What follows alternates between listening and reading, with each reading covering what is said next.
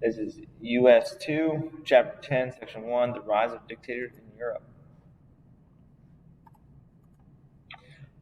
By the 1930s, the United States was not the only country that was suffering through a Great Depression. European countries also felt the effects of the Great Depression. Unemployment rates skyrocketed all throughout the world, and people were struggling to get by. At the same time, after World War I, many kings and governments in Europe were overthrown after the defeat of the Austrian-Hungarian Empire. Germany was defeated. Those two kings were deposed. Other smaller countries, their leaders had also been deposed. And they were searching for a new form of government and new leaders.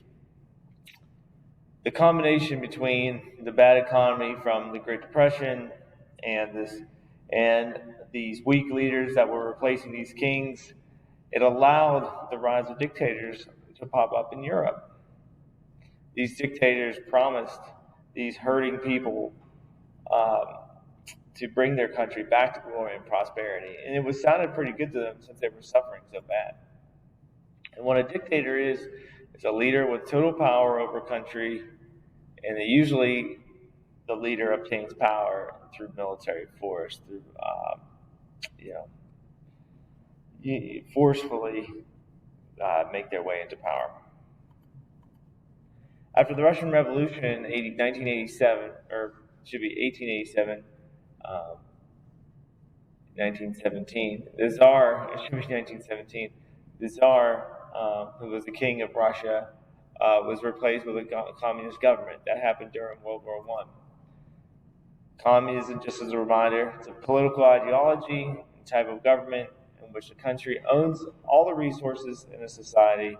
No one has private property anymore. Everything is controlled by the government, such as production of goods, education, and this is all an attempt to create an equal society. If the government has everything and the people don't actually own anything, then everybody is equal. The main benefit of communism at the time was that no one was going to starve because the government controlled everything, and there was no classes. There was no upper, middle, and lower classes. Everybody was the same. Except the problem was there was a class system, and the people running government became the new upper class, and they got all the good stuff. But anyways, Vladimir Lenin, who led the Russian Revolution, he began creating this new communist government and renamed Russia the Soviet Union because they had taken over some other smaller countries after World War I, and so there was like a conglomeration of these smaller countries, and they formed the Soviet Union under this communist rule. Lenin unfortunately died in 1924, and they needed a new leader. So Lenin was kind of the head of the operation here. Without him, what were they going to do? So one of the Communist Party leaders, Joseph Stalin, managed to become the new head of the Soviet Union. And how he did this was he literally killed all his competition and had them exiled. So he got the power by force. Despite Joseph Stalin saying that he was all for communism, he really ran a totalitarian state, which is a nation that's under one political party, and they control every aspect of the citizens' lives. And there wasn't really equality because he really got the best of everything. The people suffered. So it really, even though he said it was communism, it wasn't. He ruled as a vicious dictator. Whatever he said went. There was no equality. In a communist government, in a perfect communist government, there is no strong-headed leader that makes all the decisions. All farms and properties and everything became under the control of Stalin. And then Soviet citizens, they obviously at first didn't like this. Like, this is not what was promised. This isn't communism. But in response, since Stalin had control of the military and therefore control of the country, he would send anybody that disagreed with him to labor camps out in Siberia, and millions were killed until all that was left in the Soviet Union was people that agreed with Stalin or were afraid to go against him. So now you have Joseph Stalin, a dictator in the Soviet Union now. And then in Italy, so after World War I, Italy did not receive all the additional land that was promised to them after the Treaty of Versailles. So they were a bit miffed by that in the 1920s. Italy's economy did not flourish after the war like its allies, like France, England, and the United States did. So they're all kind of bitter about that. That was mainly due to their own lack of strong leadership and own mistakes in leadership in the country that made poor decisions for the country that led them to have economic trouble the entire time. Italian political activist, his name was Benito Mussolini. He was an excellent public speaker, and he began speaking in front of crowds and gave the Italian people, hope to regain glory to Italy. It was just a bad time in Italy in the 20s and 30s. They wanted change. There was weak leadership in government. There was actually a king of Italy, and he was very weak. Mussolini and his supporters threatened to overthrow the elected government, but instead, the king appointed Mussolini as the prime minister of Italy. Mussolini created this new political system called fascism. And what fascism is, it's based on militarism, which is having a strong military nationalism, having that intense pride in your country, and extreme loyalty to the country and leader. So Mussolini garnered nationwide support because he promised under his leadership Italy would become a great empire again, just as they were during the Roman Empire that dominated Europe. So they wanted to go back to the glory days of the Roman Empire. Mussolini killed or imprisoned any Italian that resisted his vision for Italy's future. All political parties were banned except for Mussolini's fascist party, and freedom of the press was ended. So this is true dictatorship, strong military, got rid of any competition, and the people cannot speak out against the government.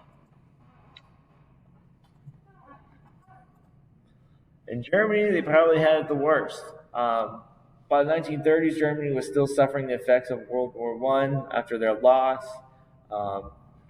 Because of their loss, they were not able to have a great time in the 1920s like a lot of the world did. That was due to Germany had to pay back all those war reparations to France and England, leaving Germany's government with little money to do much else. Germany especially was hit because the Great Depression started in the United States, and the United States was pretty much funding Germany to rebuild after the war. Once the United States doesn't have any money during the Great Depression, they can't give Germany any money to rebuild, so progress stopped. German citizens' morale was just really low. A sense of hopelessness spread throughout the country. It was just a really bad time in Germany. Anytime you lose a war, it's usually not good. And Germany's new government, the Weimar Republic, that was established after World War I, was just ineffective at repairing Germany and getting back on its feet. Germany tried to print money to pull Germany out of debt. Like, okay, if we just print more money, then we'll have more money. That is just such a big mistake and just not how it works. Printing more money just causes hyperinflation, which is a rapid, excessive, and out of control general price increase in the economy. So pretty much how it works is that the more money that you print, the less valuable your money is. The more of something there is, the less value it is. That there's not a whole lot of gold on the planet. That's why gold is so precious. So the German money just became worthless because they printed so much of it. At one point, 1 trillion German marks was only worth $1 US. Germans would burn the German marks for heat because they were just so worthless. Might as well burn it. A loaf of bread would cost 200 million marks. It just became ridiculous. Their kids are playing with just bricks of money. She's burning the money. He used the money as a kite. There's someone who's wallpapering a wall with it. The German people in the 1930s were desperate for a leader to bring prosperity and glory, and they found that leader in Adolf Hitler. This is kind of a background story of Adolf Hitler. He was actually born in Austria, but Austria has a lot of German ties, and some, at the time where he was born, it used to be German land, but now it was Austrian land. So the border's a little confusing, but he was born in what was considered at the time Austria. He was a son of abusive father, and pretty much that kind of traumatized him for his childhood, and really would affect him the rest of his life. That um, you know the effects of the childhood abuse. Um, from the time Hitler was young, he was very patriotic towards Germany. He was a supporter of the politicians that believed that the German race was superior and that the German race needed to dominate Europe, and that Jews were the blame of all society's problems. Jews were a great uh, source of blame in Europe and pretty much throughout all human history. So there was no surprise there. And then as an adult, Hitler tried to become an artist, but was unable to find success, and he struggled to find his place in the world. So he was kind of lost there for a bit. But World War I started, and he had an opportunity to express his patriotism towards Germany and served in the German army. Hitler was considered a brave soldier. He was injured multiple times in combat. After the war ended, Hitler was devastated seeing the German nation that he loved disrespected and humiliated by the Allied forces after the Treaty of Versailles, severely punished Germany. So it just kind of killed him to see Germany fall from grace. And after the war, Hitler became very interested in politics. Like I said, they got rid of the Kaiser, which is the king of Germany, and a new government was forming, new political parties were forming, and he got involved in politics. He quickly became a party leader of, it was originally called as the German Workers' Party, and when he became the political party leader of this new political party, he renamed it the National Socialist German Workers' Party, which became known as the Nazi Party.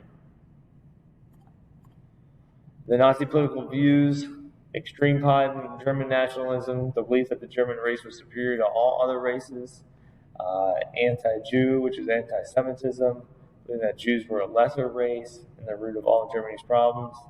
The Nazi Party developed their own military force called the SA. Hitler and the Nazi Party began to gain followers in Germany because of Hitler's public speaking skills and the promise of a better Germany. So he was appealing to these people. He was promising a better Germany. Um, and then, like I said, he also has this paramilitary force that he could use to intimidate people to vote for them, called the SA. And Hitler was eventually used this SA to try to take over the Germany's government, but failed to.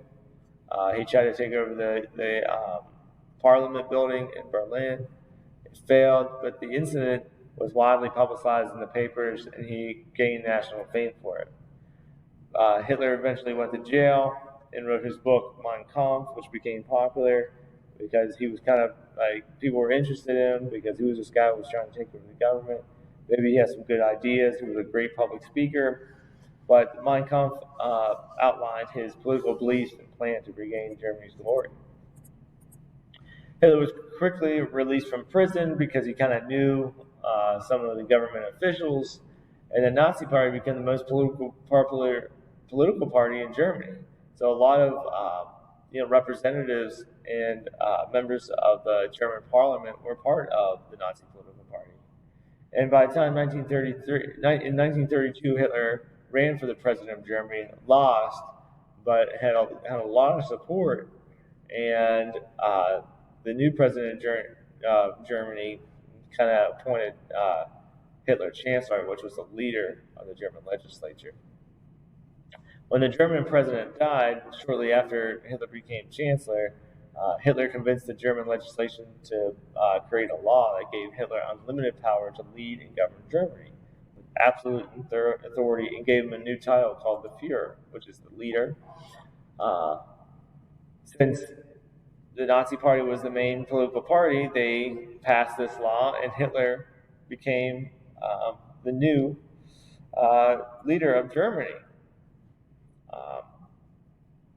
So the other part, other than Nazis in Germany, the other political party was the communists, which once Hitler became in power, he got rid of all the Communist Party members, saying that they uh, lit the Parliament building on fire, even though they were pretty much framed by the Nazi government.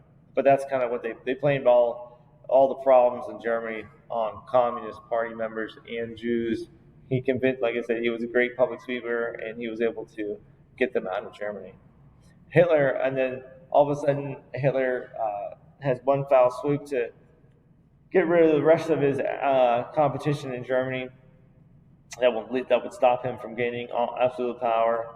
And that was the Night of the Long Knives, where 200 Germans that stood against him and in the public were murdered all in one night by Nazi Party military. By 1934, Hitler had total control of Germany and began implementing his totalitarian government. First was removing the Jewish people. The Nazi Party was very successful at convincing the German public that Jews were the reason why they lost World War I. Jews have always been in an easy way because, like I said, Jews are kind of outsiders in at the time in most communities because most people were Christian and and they were like people didn't like them because they controlled a lot of the banks that had the gold, and so they were just easy to hate. Um, and they like I said, the Jews have been persecuted all throughout history and always been used to be blamed for everything. And so it was no surprise that the Nazis did the same thing. Um, Pretty much Nazi used scapegoating to bring together the German people against a common enemy.